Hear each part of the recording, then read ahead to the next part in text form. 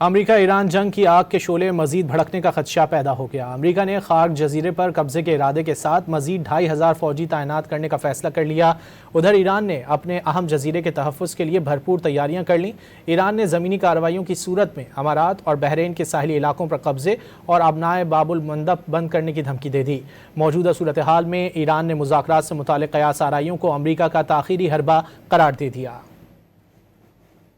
امریکہ اور ایران کے درمیان مذاکرات کی بازگشت کے دوران جنگ کے طول پکڑنے کے خدشات بھی منڈلانے لگے۔ امریکہ نے اپنے مزید 2500 فوجی مشرق وسطی بھیجنے کی منظوری دی تھی۔ عرب میڈیا کے مطابق امریکی افواج کی نئی تعیناتی سے جنگ بڑھنے کے خدشات مزید گہرے ہو گئے۔ ادھر امریکی چینل CNN نے دعویٰ کیا کہ ایران نے متوقع امریکی قبضے کے پیش نظر خارق جزیرے کی سیکیورٹی بڑھانا شروع کر دی۔ اس سلسلے میں جزیرے پر بارودی سرنگیں بچھانے کے ساتھ ساتھ زمینی فوج اور دفاعی نظام بھی مضبوط کیا جا رہا ہے۔ امریکی میڈیا کا دعویٰ ہے کہ اسٹریٹجک لحاظ سے انتہائی اہمیت کے حامل جزیرے پر قبضہ کر کے آبنائے ہرمز کھلوانے کے لیے ایران پر دباؤ ڈالا جا سکے گا۔ تہران نے ایران کے خلاف امریکہ کی زمینی کارروائی کی صورت میں امارات اور بحرین کی ساحلی پٹی پر قبضہ کرنے کی دھمکی دے دی۔ ایرانی میڈیا نے فوجی ذرائع کے حوالے سے آگاہ کیا کہ ایران نے جارحیت کا سلسلہ نہ تھمنے کی صورت میں آبنائے ہرمز کی طرح یمن کے قریب آبنائے باب المندب بھی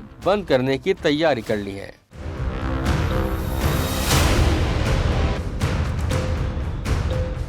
ایرانی پارلیمنٹ کے اسپیکر نے خبردار کیا کہ ایران کے دشمن ایک ایرانی جزیرے پر قبضے کی تیاری کر رہے ہیں۔ خطے کا ایک ملک اس قبضے میں دشمنوں کی مدد کر رہا ہے۔ اس ملک نے حد پار کی تو اس کا اہم انفراسٹرکچر تباہ کر دیا جائے گا۔ ایرانی مشیر قومی سلامتی نے امریکہ کی زمینی کارروائی کے خدشے پر کہا کہ امریکہ کو ان کے سب سے اہم طاقت فضائیہ بھی مطلوب نتائج نہ دلا سکی تو وہ زمینی کارروائی سے کیا توقع رکھتے ہیں۔ موسمیائی نے ایکس پر جاری بیان میں سوال اٹھایا، کیا واقعی امریکی فوجی اسرائیل کے لیے مرنے کو تیار ہیں؟